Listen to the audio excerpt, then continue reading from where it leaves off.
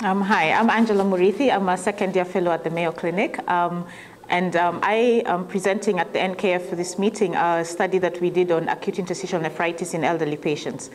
So we had a cohort of 133 patients, of whom 45 were 65 years and older.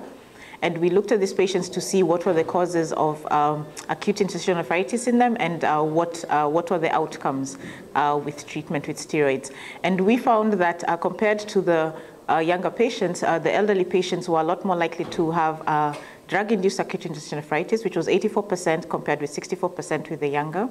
And of those who had drug-induced interstitial nephritis, if they were older, the highest cause was antibiotics, followed by proton pump inhibitors, or PPIs, which were the second most common. The older age group were very unlikely to have autoimmune causes and much more likely to have drug-induced than younger patients. When you look at the patients who had PPI, they were more likely to have chronic injury to their kidneys and a lot less likely to recover with treatment with steroids.